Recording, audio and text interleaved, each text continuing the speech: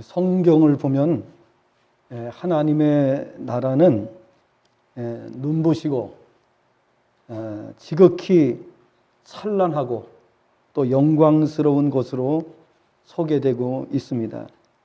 그래서 그 나라를 확신하는 성도들은 항상 기뻐하고 늘 감사가 넘치고 찬양을 하나님께 올려드리면서 그렇게 살아가게 됩니다. 그리고 늘 행복을 고백을 하게 됩니다. 하루 24시간 감사가 넘치고 그리고 찬양이 넘치고 행복을 고백하면서 살아가기 때문에 여러분 정말 하나님의 나라를 확신하고 살아가는 일이야말로 우리 믿는 사람들에게 얼마나 중요한가 하는 것을 생각하지 않을 수가 없습니다. 만약에 하나님의 나라가 전제되지 않는다고 하면 오늘 우리의 신앙생활이 과연 가능하겠습니까? 결코 가능하지 않습니다. 성경에서 말씀하고 있는 천국은 참으로 찬란하고 영광스러운 곳입니다. 그곳은 조금의 불편함도 느낄 수 없는 곳이라고 말씀합니다. 요한계시록 21장 4절에 보면은 눈물도 없는 것이다. 어떤 고통도 없는 것이다 라는 사실을 말씀하고 있습니다. 그렇다면 대체 그렇게 좋은 곳에 누가 들어갈 수 있습니까? 누가 들어간다는 말입니까? 놀랍게도 마음의 예수님을 구주로 영접하고 하나님을 아버지로 모신 자들이 들어간다고 말씀을 합니다. 그리고 그곳에 들어간 자들은 세세토록, 여기 세세토록이라고 하는 말은 영원토록 그런 말입니다. 영원토록 하나님을 찬양하며 그리고 지극히 영광스러운 삶을 살게 된다라는 것을 성경은 말씀하고 있습니다. 자, 이 말씀은 곧 그 나라의 주인공 된 자들이 누구냐 하는 것에 대해 관심을 갖게 합니다. 과연 그곳에 들어가는 사람들은 누구이겠습니까? 성경은 분명하게 말씀하기를 왕의 자녀들이 들어간다라고 말씀하고 있습니다. 그럼 왕의 자녀들은 누구입니까? 왕의 자녀들은 하나님의 자녀를 가리킵니다. 즉 하나님을 아버지로 모시는 사람, 하나님을 아버지로 모시되 인격적으로 하나님을 모시는 사람입니다. 다시 말하면 지식적으로 하나님을 알아서는 안 되고요. 전인격적으로 하나님을 모실 때, 그럴 때에 그것이 바로 하나님의 택함받은 표시이고 또 하나님께서 우리를 구원하신 표가 되기 때문에 그래서 우리 마음속에 하나님을 아버지로 모시는 일이 대단히 중요하지요. 그럼 하나님을 아버지로 부르기 위해서는 요한복음 1장 12절에 보니까 예수님을 영접하는 자라고 말씀하고 있습니다. 예수님을 영접하는 자가 곧 하나님의 자녀다 이렇게 말씀을 하고 있습니다. 그래서 우리가 가장 중요하게 여기는 게 뭐냐 하면은 예수님을 영접시키는 겁니다. 그래서 우리가 금년에도 우리 여러분들을 예수님을 영접시켜 드렸습니다마는 예수님 영접하고 정말 큰 은혜를 받고 변화되셔서 저 하나님 영광을 위해서 살아가시는 분들도 계십니다. 그리고 교회에 나오시고 얼마 안 되셨지만은 정말 놀라운 은혜를 경험하시는 것을 보게 됩니다. 그동안에 경험하지 못하셨던 그 기적들, 많은 기적들을 경험하고 계십니다. 지난주에도 말씀을 드렸습니다마는 더 이상 무슨 그 설명이 필요하겠습니까? 하나님은 이렇게 정말 하나님 그 예수님을 영접하고 하나님의 자녀가 되는 자들에게 부어주시는 그 놀라운 은혜를 우리가 다 누리시기를 바랍니다. 그리고 또 장차 우리가 들어갈 하나님 아버지의 나라에 들어가셔서 그 찬란한 영광을 다 누릴 수 있는 그런 성도가 되시기를 주님의 전함으로 축복합니다. 자, 이러한 사실은 우리가 듣기만 해도 가슴이 벅차고 정말 밥을 먹지 않아도 배가 부를 정도로 그렇게 귀한 말씀입니다. 그렇다면 그 주인공은 누구란 말입니까? 예, 바로 진실되게 예수님을 구주로 영접하고 하나님을 아버지로 모신 사람들. 조금 전에 말씀드린 대로 인격적으로 예수님을 영접하셔야 됩니다. 그리고 우리가 신앙생활도 전인격적으로 신앙생활을 하셔야 됩니다. 그 신앙생활을 제대로 못하시는 분들은 그 이유가 뭐냐 하면은 지적인 신앙에 흘러가기 때문에 그럽니다.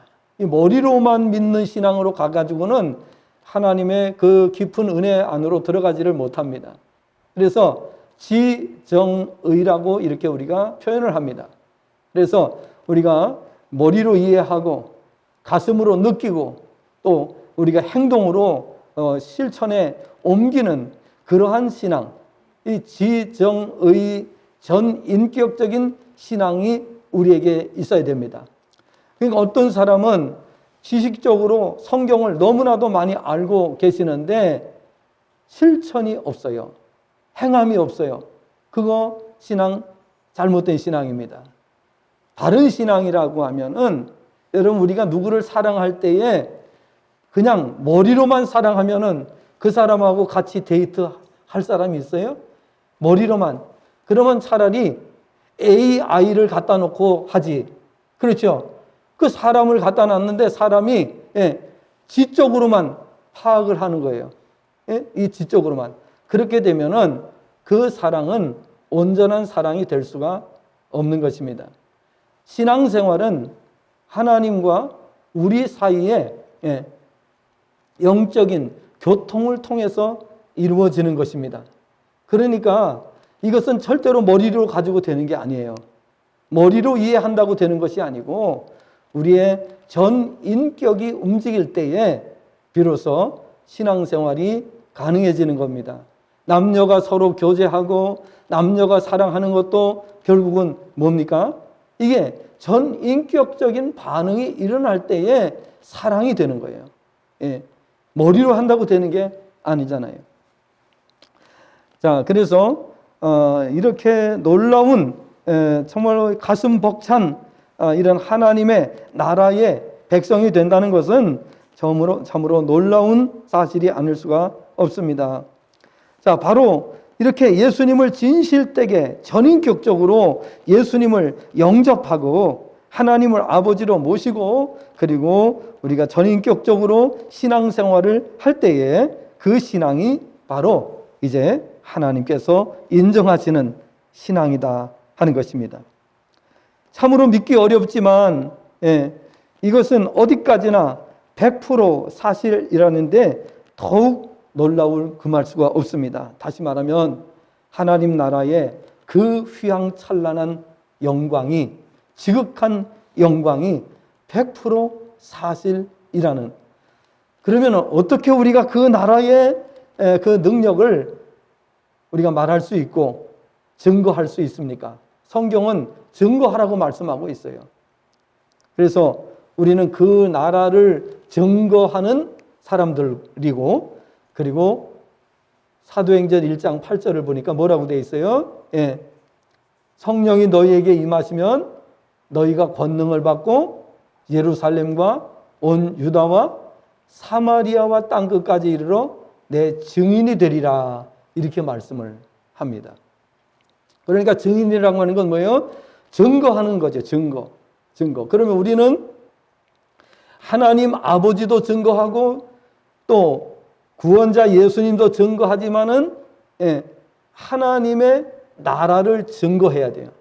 그리고 하나님의 나라를 우리는 어떻게 증거할 수 있어요? 하나님의 나라가 있다. 몇 프로 있다고요? 100% 있다는 것을 확실히 우리가 증거해야 사람들이 믿지 그 확신을 갖지 못하고서 증거하면 누가 그것을 믿겠습니까? 그래서 하나님의 나라를 우리가 증거하는 방법은 뭐냐? 고린도전서 4장 20절 말씀을 보니까 하나님의 나라는 뭐에 있지 않고요? 말에 있지 않고 뭐에 있다고요? 오직 능력에 있다라고 말씀을 하고 있어요. 그러니까 우리가 우리 유옥자 교우님 이제 또 오늘 또 한번 말씀드리겠는데 우리 유옥자 교우님에게 수십 년 동안 이렇게 이제 무속인으로 계셨는데 생활하셨는데 이분에게 우리가 어떻게 하나님을 증거할 수 있겠어요? 어떻게 하나님이 계신다? 어떻게 하나님의 나라가 존재한다라는 것을 어떻게 증명해 줄 수 있겠어요? 그것은 바로 하나님 나라의 능력으로 증거해 주는 거예요. 그러니까 본인이 우리가 말하지 않아도 본인이 다 증거해 버리는 거예요.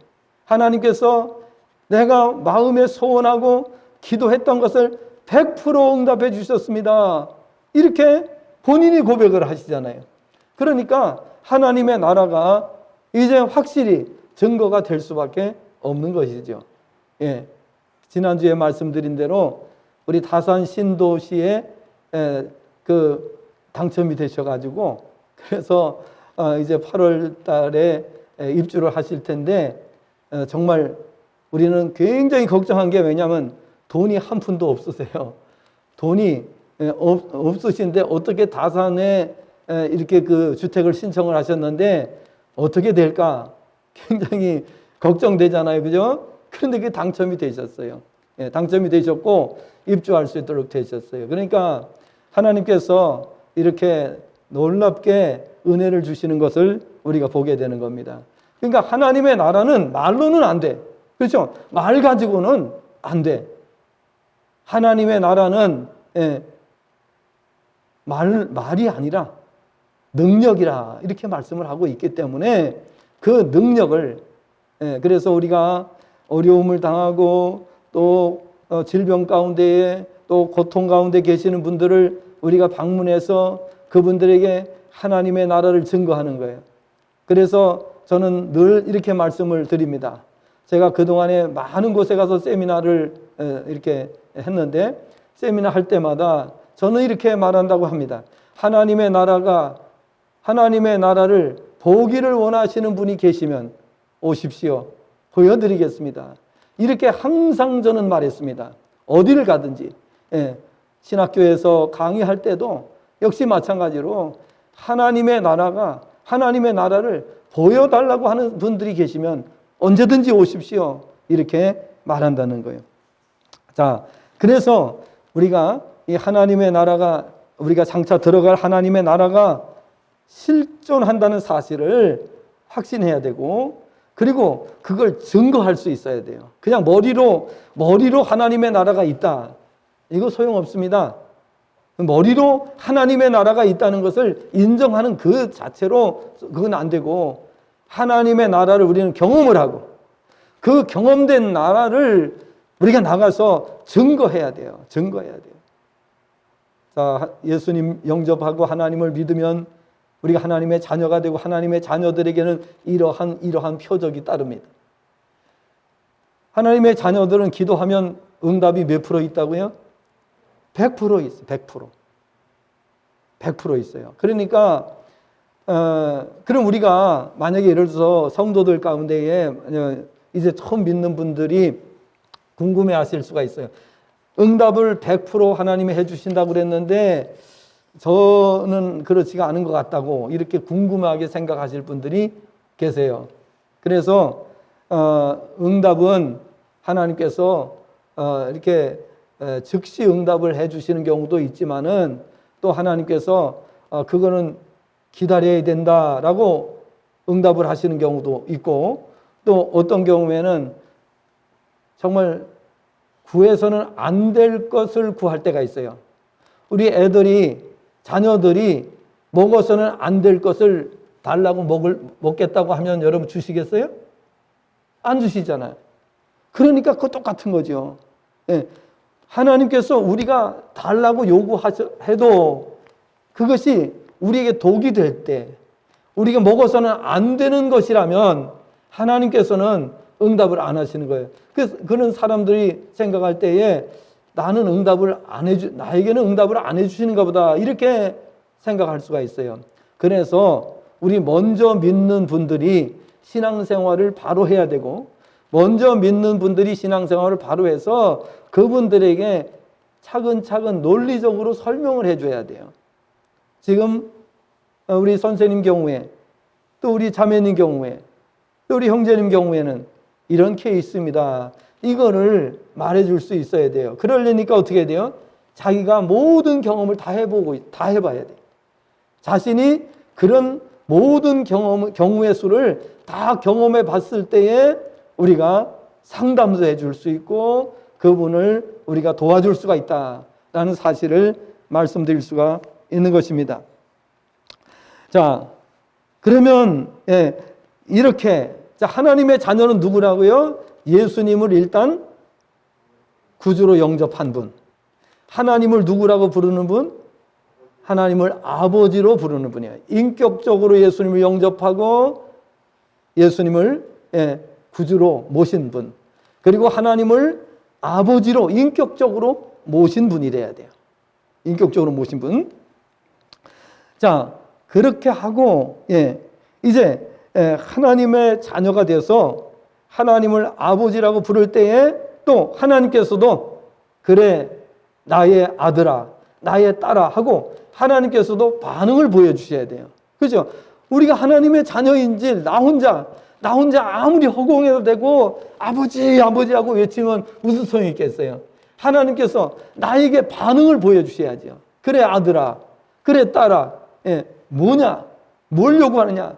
이렇게 해주셔야 될 거 아니에요. 자, 그런 관계가 돼야 되고요. 자, 그러면 제가 여러분에게 질문을 한번 드려보겠습니다. 여러분은 하나님의 자녀입니까? 아닙니까? 하나님의 자녀입니다. 그러면 하나님은 누구십니까? 하나님은 창조주시고 또 이 우주 만물을 주관하시는 주관자십니다. 또 절대 주권자입니다. 이렇게 우리가 설명할 수도 있지만은 또 하나님은 누구냐? 만왕의 왕이 되시는 분이에요. 그 지난번에 이제 우리가 누차 말씀드렸지만은 세계 제국이라고 하는 나라들이 있잖아요. 이 제국이라고 하는 나라는 왕을 뭐라고 부른다 그랬어요? 황제라고 불러요. 황제. 그럼 황제라고 부르는 것은 제국의 왕이다. 그 제국이라고 하는 건 여러 나라를 통합해가지고 한 나라가 됐을 때에 그걸 가리켜서 제국이라 이렇게 말을 하게 됩니다. 그래서 제국에는 황제가 있는데 이 황제를 뭐라고 부르느냐? King of Kings 이렇게 불러요. 그러니까 왕 중에 왕이다 이렇게 부르는 거예요.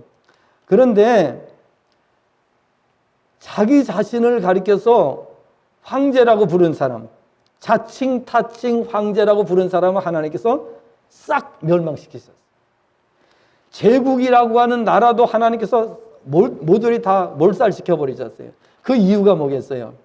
하나님의 이름을 대신 쓰기 때문에. 하나님의 이름을 대신 쓴다는 건 뭐예요? 그거는 자기를 높인다는 뜻이잖아요. 교만하다는 거예요. 자, 그러니까 하나님께서 지금까지의 제국은 고대 제국, 중세 제국, 근대 제국까지 전부 다 멸망시키셨어요. 온전히 제대로 살아남을 수가 없어요. 전부 다 멸망을 당한 것을 볼 수가 있습니다. 자, 그렇기 때문에 하나님은 하늘의 황제세요. 다시 말하면 온 우주 만물의 왕 중에 왕이시다. 하늘 황제라고 이렇게 부르는 거예요. 그런데 그러면 그분을 우리가 누구라고 불러요? 아버지라고 부른단 말이에요. 그럼 우리는 결론적으로 말해서 우리는 신분은 뭐예요?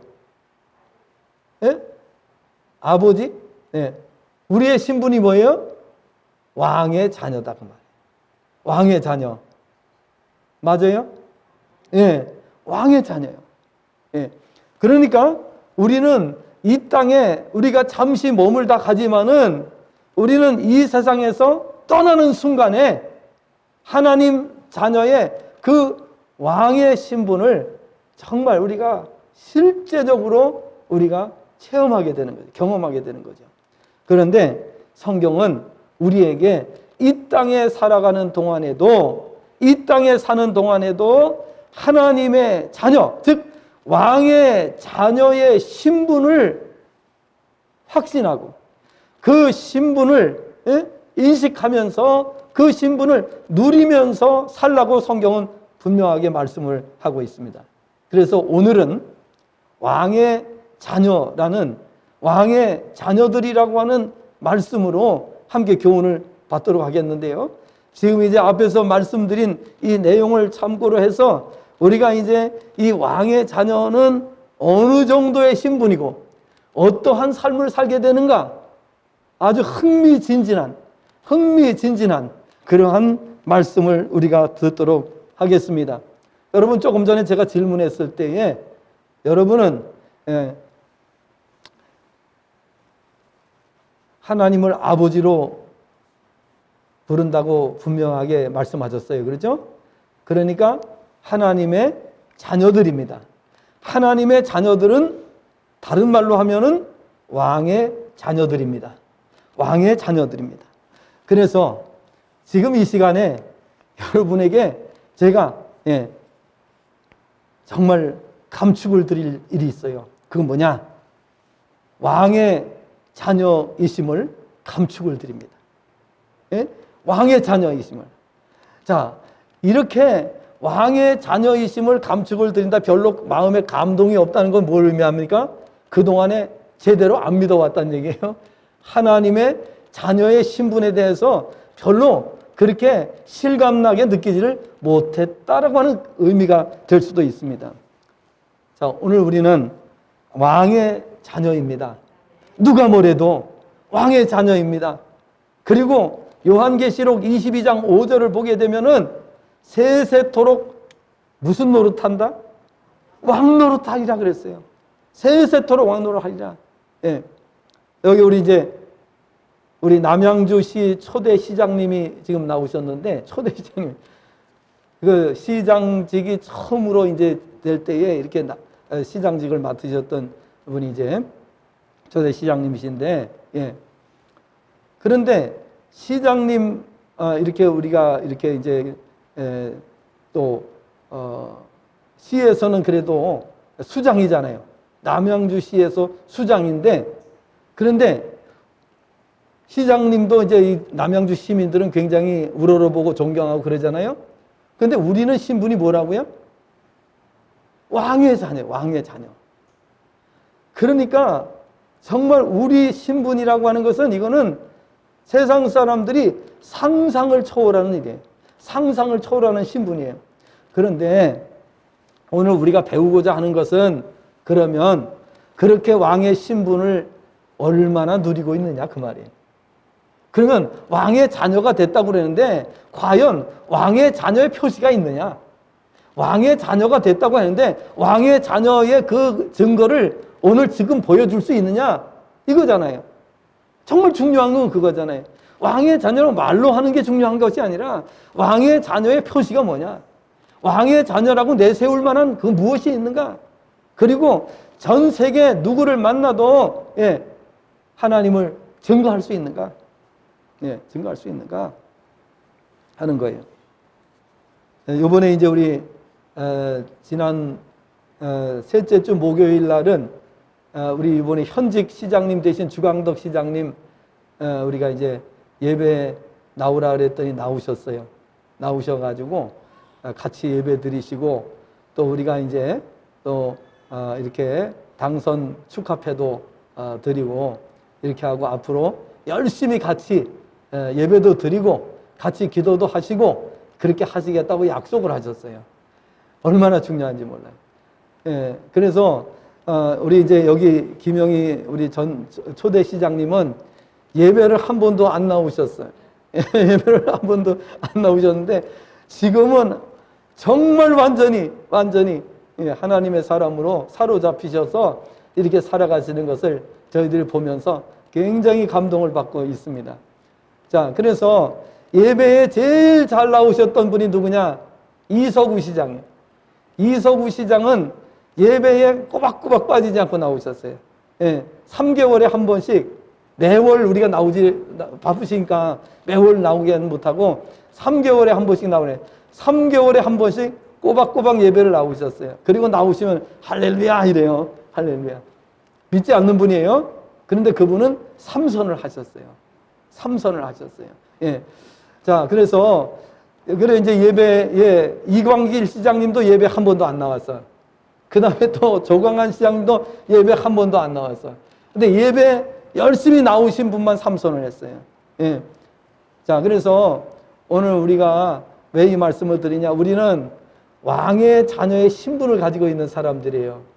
그러니까 세상에 누구를 만나도 우리는 꿀리지 않아요. 왜냐하면 우리는 왕의 자녀거든요. 왕의 자녀니까 누구를 만나도 꿀리지 않아요. 예. 그래서 우리는 대통령도 전도하는 것이고 국회의원도 전도하는 것이고 우리가 만나는 모든 사람들에게 복음을 전하는 이유가 뭐냐? 그 이유는 바로 우리는 하나님의 자녀, 왕의 자녀이기 때문에 그렇습니다. 할렐루야. 근데 왕의 자녀라고 하면서 밤낮 쫄아가지고 그냥 쩔쩔매고 말이죠. 이게 제대로 왕의 자녀라고 하는 것을 나타내지도 못하고 살아간 그런 우리 성도들은 불쌍한 성도들이죠. 오늘부터는 그러지 마시고 왕의 자녀로서 정말 멋지게 살아가시기를 바랍니다. 하나님 보실 때에 정말 내 자녀답다라고 말씀하실 정도로 그렇게 좀 우리가 멋지게 살아갔으면 좋겠어요. 그래서 오늘은 이 말씀을 우리가 이제 같이 묵상하는 거예요. 이 말씀을 교훈 받으면서 어떻게 하면 하나님의 자녀로서 우리가 당당하게 살아갈 수 있을까? 예. 세 가지만 말씀을 드리도록 하겠습니다. 첫째는 성경에서 말씀하는 왕의 자녀란 하나님의 자녀들을 가리킨다라는 사실입니다. 왕의 자녀는 누구를 가리킨다고요? 하나님의 자녀들을 가리켜서 왕의 자녀라고 부른다라고 하는 사실입니다. 오늘 본문 14절부터 16절까지를 원문으로 번역하면 이렇게 번역이 됩니다. 14절, 왜냐하면 하나님의 영으로 인도함을 받는 모두 이 사람들은 하나님의 자녀들이기 때문이다. 15절, 왜냐하면 너희는 다시 두려워하는 종의 영을 받지 않았고 오히려 너희는 양자의 영을 받았기 때문이다.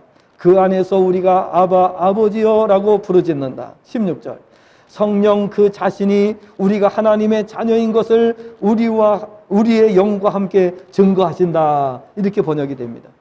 그렇습니다. 하나님의 자녀는 하나님께로부터 난 자들이라고 성경은 말씀하고 있습니다. 잘 아시는 대로 요한복음 1장 12절 13절 보니까 영접하는 자 곧 그 이름을 믿는 자들에게는 하나님의 자녀가 되는 권세를 주셨으니 그러면서 또 뭐라고 말씀하면 이는 혈통으로나 육정으로나 사람의 뜻으로 나지 아니하고 오직 하나님께로부터 난 자들이다. 이렇게 말씀하고 있어요. 여러분, 자녀는 이 세상에 태어날 때 자기가 이 세상에 태어난 줄도 모르고 태어나요. 그죠? 자녀가 무슨 의식이 있어서 세상에 자기가 의지가 있어서 선택을 하고 나는 누구네 집에서 태어나야 되겠다. 나는 왕의 자녀로 태어나야 되겠다. 이거를 태어날 아이들이 결정할 수 있습니까? 결정할 권한이 없죠. 그 자체를 모르잖아요. 그러니까 하나님의 자녀가 되는 것도 나는 하나님의 자녀가 돼야지 이래서 태어나는 사람이 없습니다. 그거는 하나님의 절대 주권에 속한 것입니다. 내가 하고 싶다고 되는 게 아니고 하기 싫다고 안 되는 게 아니고 하나님께서 작정하시고 하나님께서 에베소 1장에 보니까 예정하시고 하나님께서 창세전에 택하시고 그렇게 하셔서 우리를 하나님의 자녀의 반열에 들어오게 하신다고 말씀하고 있어요. 그러니까 아기가 세상에 태어날 때 자기가 아무것도 의지 없이 선택권이 없이 태어나는 것 같이 우리도 역시 마찬가지로 하나님의 자녀로 우리가 태어나는 것은 우리의 의지의 산물이 아니다 하는 것을 말씀하고 있습니다. 자, 그 다음에 이제 요한복음 3장 3절부터 5절을 보니까 우리가 거듭난 것은 물과 성령으로 거듭났다고 말씀을 하고 있습니다. 예, 거듭났다. 이 거듭났다는 말이 하나님의 자녀로 다시 태어났다 그런 뜻입니다. 베드로전서 1장 23절에서는 너희가 거듭난 것은 썩어질 씨로 된 것이 아니요 썩지 아니할 씨로 된 것이니 살아있고 항상 있는 말씀으로 되었다라고 말씀합니다. 그러므로 사람이 거듭나 하나님의 자녀가 되는 것은 인간의 어떤 노력이나 수단, 방법, 또 의지로 되는 것이 아니고 전적으로 하나님에 의해서 이루어지는데, 이는 말씀드린 대로 어린아이가 태어날 때와 같습니다. 자기 의지가 반영이 되지 않습니다. 1%도 반영이 되지 않습니다. 전적으로 하나님의 절대 주권에 의해서, 하나님의 택하심과 결정에 의해서 이루어진다라는 것을 성경은 말씀하고 있습니다. 그러므로 우리는 하나님의 그 뜻을 받아들이기만 하면 되는 거예요. 그리고 받아들이고 정말 기뻐하며 감사하며 하나님 앞에 영광 돌리며, 그리고 남은 생애를 살 때에 하나님은 우리를 통해서 영광을 받으시게 되는 것입니다. 하나님의 자녀가 되면 하나님의 보호를 받게 되고, 신명기 32장 9절부터 12절 하나님께서 눈동자처럼 우리를 보호하시겠다.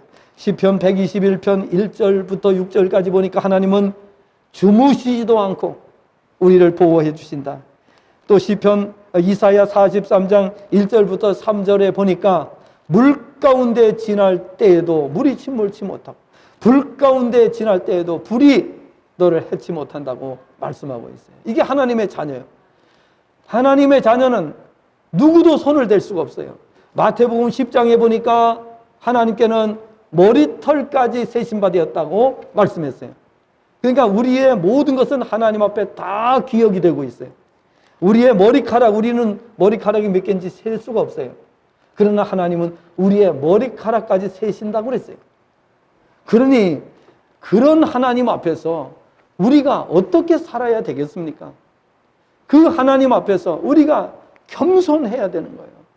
겸손해야 되고 하나님 높여드리고 하나님의 절대 주권을 믿고 나갈 때에 우리가 나가서 성령의 권능을 가지고 병든 자를 고칠 수 있고 죽은 자를 살릴 수 있고 수많은 능력을 행할 수가 있는 거예요. 그래서 성도가 되면, 하나님의 자녀가 되면은 늘 행복한 거예요. 그 말씀드린 대로 우리 송경옥 집사님 어머니는 일어나지도 못하시는 분인데 그 뇌졸중 걸리셔가지고 쓰러져가지고 일어나지도 못하시는 분인데, 우리가 가서 10주 동안 COT를 해드리고 이분이 이제 일어나셨죠. 일어나셔가지고 지지난주가 됐네 벌써. 지지난주에 우리가 가서 이제 이렇게 예배를 우리가 인도를 했는데요. 예배를 드리고 그런데 놀라운 말씀을 하셨어요. 그 정말 걷지도 못하셨던 분이 걷게 되고, 그 다음에 병원까지 택시를 타고 다녀오실 정도로 이렇게 놀랍게 변화가 된 거예요.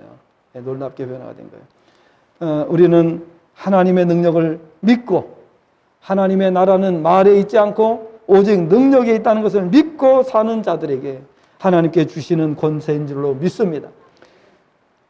두 번째, 그래서 우리가 교훈받아야 될 말씀은 왕의 자녀란 누구냐? 실제로 왕의 자녀의 신분을 누리는 자들이라는 사실을 알아야 됩니다. 말로만 자녀가 아니라 실제로 왕의 자녀의 신분을 누려야 하나님의 자녀란 말입니다. 그림의 떡이 돼서는 안 된다는 말입니다. 이 다음에 하나님의 나라에 들어가서 보자, 이건 안 된다는 겁니다. 지금 현세에서, 지금 우리가 살고 있는 이 세상에서 하나님 나라의 능력을 누려야 하는 줄로 믿습니다. 어떻게 누려야 됩니까? 마태복음 10장 1절 8절에 보니까 권세와 권능을 사용해야 된다. 1절에 보면 예수께서 그 12제자를 부르사 더러운 귀신을 쫓아내며 모든 병과 모든 약한 것을 고치는 권능을 주시니라. 8절 병든 자를 고치며 죽은 자를 살리며 나병한 자를 깨끗하게 하며 귀신을 쫓아내되 너희가 거저받았으니 거저주라.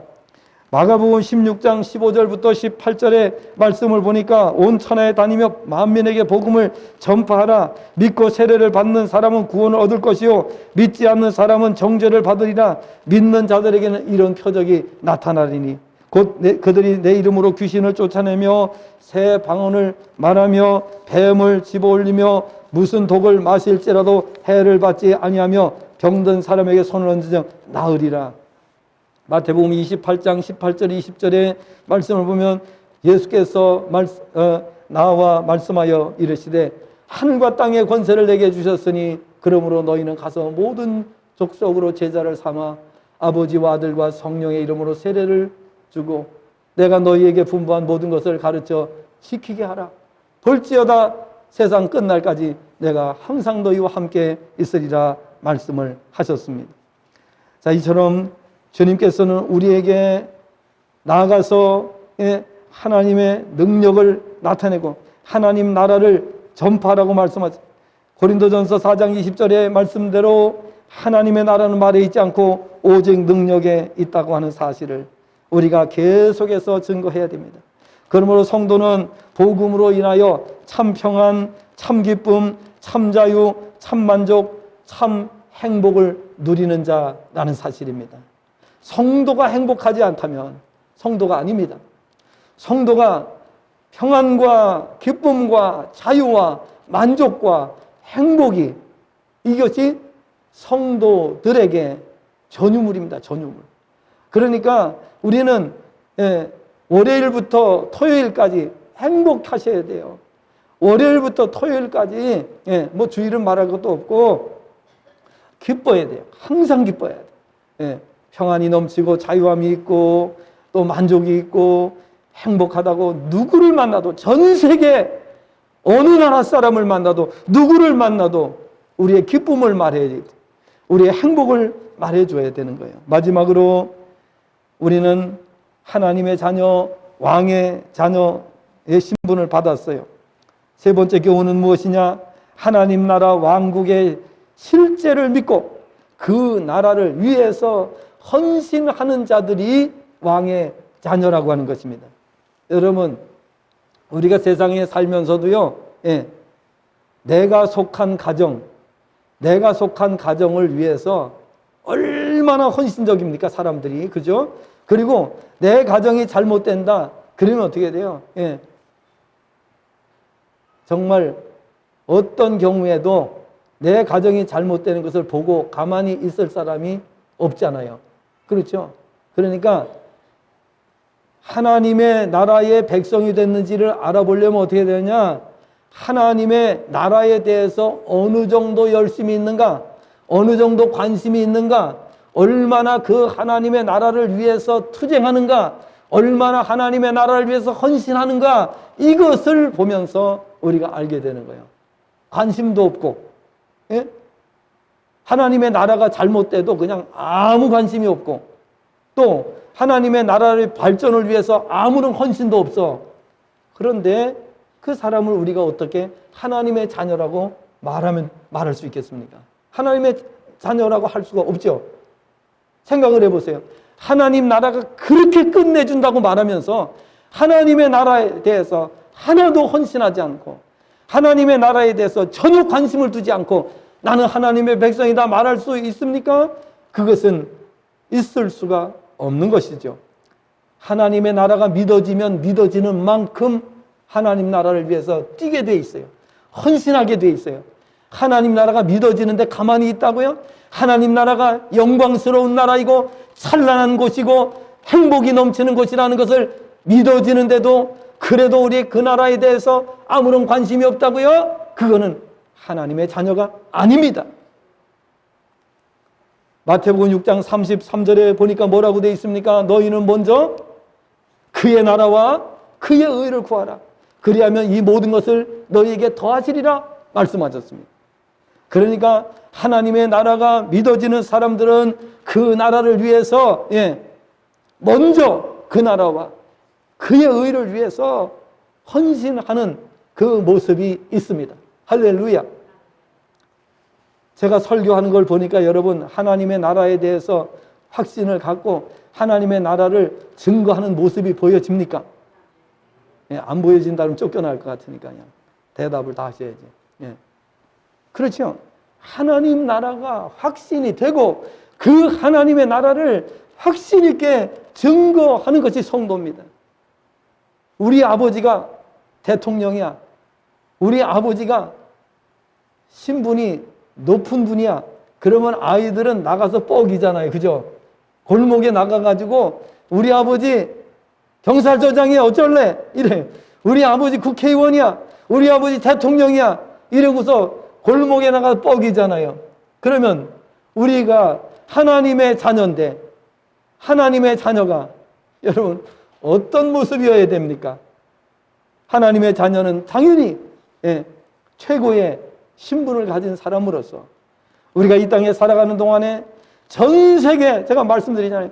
전 세계 어느 나라의 고위공직자를 만나도 전 세계 누구를 만나도 우리는 하나님의 나라를 자랑할 수 있어야 되고 그 하나님의 나라를 증거할 수 있어야 되는 줄로 믿습니다.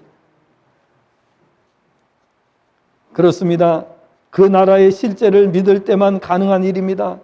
그래서 말씀인데요. 우리 믿는 사람들은 하나님의 나라를 이 땅 위에서 체험하고 또 이루어 가야 합니다.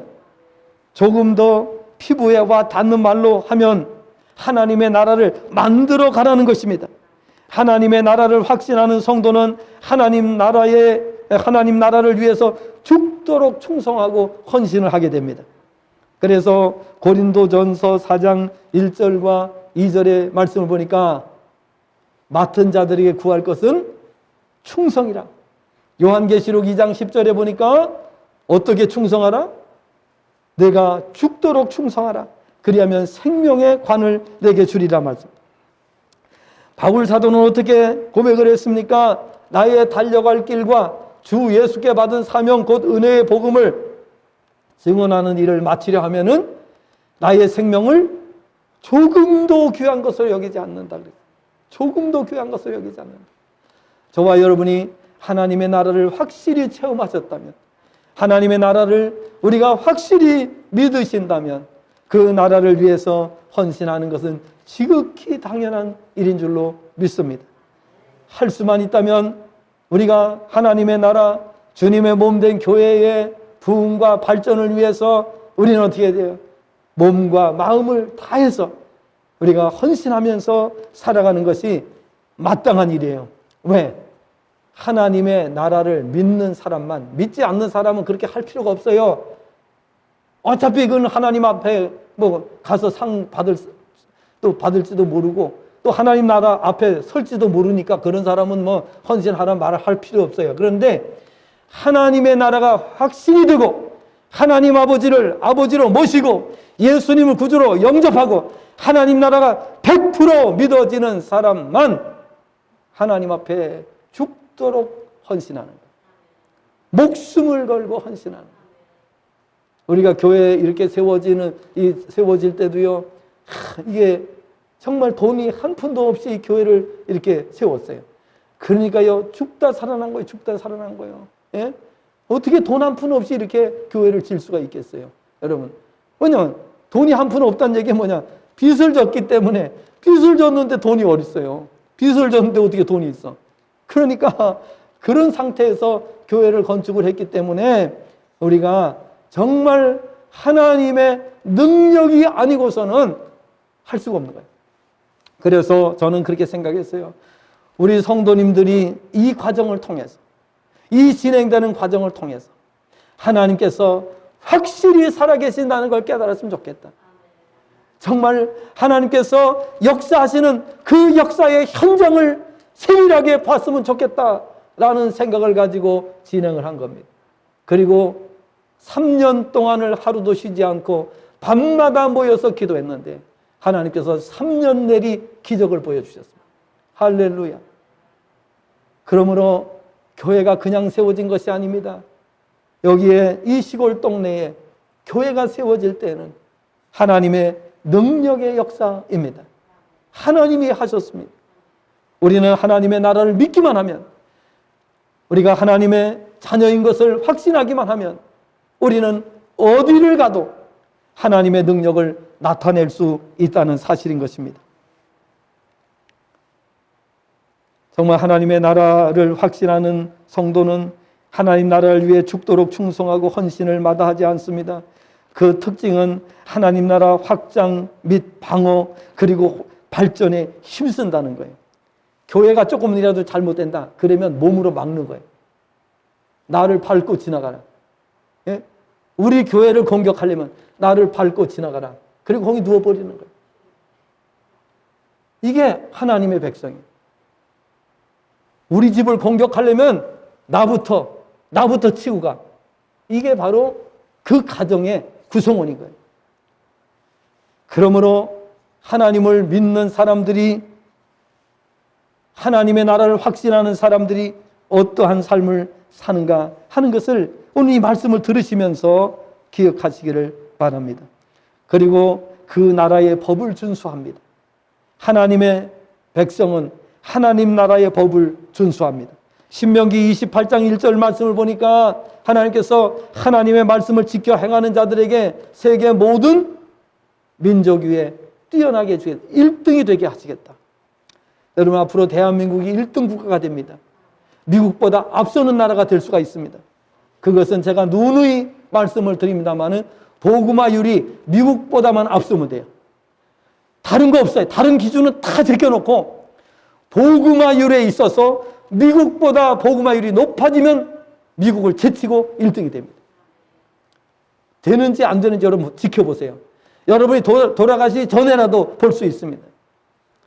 그렇기 때문에 우리가 왜 확신을 갖고 전 세계 누구를 만나도 우리가 복음을 담대하게 외칠 수 있는가? 예. 우리 지금 이제 김영희 전 시장님께서는 중국에서 이렇게 이제 선교 활동을 하시다가 코로나 때문에 들어오셨는데, 이제 그 몽골에서도 하시고, 저도 중국에 가가지고 몇 년 동안 신학생들에게 강의를 했습니다. 신학생들에게 강의를 하고 COT도 거기서 강의를 했습니다. 그런데 거기에서 저도 정말 겁이 없지요. 거기서 공산당은 망한다는 말을 몇 번이고 했어요. 공산국가에서 공산당은 망한다고 몇 번이고 강의 시간에 했으니까 제가 잡혀가지 않은 게 지금 천만 다행이죠. 우리 동료 목사님은 잡혀가가지고 엄청나게 고난을 받았어요. 예. 여러분, 우리가 이 땅에 살아가는 동안에 하나님의 자녀가 되었다는 것에 대해서 확신을 가지시고 자부심을 가지시고 그리고 담대하게 복음을 전하는 저와 여러분 될 수 있기를 바랍니다. 이러한 성도들이 후에 받게 될 상급은 면류관이라고 성경은 말씀하고 있어요. 죽도록 충성한 자에게 생명의 면류관이 주어진다고 야고보서 1장 12절, 계시록 2장 10절에 말씀은 끝까지 믿음을 지키고 사명을 감당한 자들에게 의의 면류관이 주어진다고 디모데후서 4장 7절과 8절에 또 이사야 28장 5절에 말씀하고 있습니다. 요한계시록 3장 11절을 보면 빌라델피아 사자에게 말씀하시기를 내가 속히 오리니 네가 가진 것을 굳게 잡아 아무도 내 면류관을 빼앗지 못하게 하라고 말씀하고 있습니다. 말씀을 맺습니다. 이러한 성도가 어떻게 행복하지 않을 수 있습니까? 여러분 생각해 보세요. 오늘 지금 들은 말씀을 여러분 종합해 보세요. 만약에 성도가 행복하지 않다면 그거는 가짜입니다. 반드시 가짜입니다. 성도가 기쁘지 않다면 성도가 아닙니다. 성도는 이 기쁨 속에서 살아가는 겁니다. 이 행복 속에서 살아가는 거예요. 감사가 넘치는 거예요. 하나님께서 나를 통해서 이루실 비전을 생각하면 가슴이 설레이는데 어찌 행복하지 않을 수 있단 말입니다. 그러므로 삶이 하나님의 나라에 대한 확신으로 충만해질 뿐 아니라 하나님의 나라 그 자체로 충만해지시기를 소원합니다.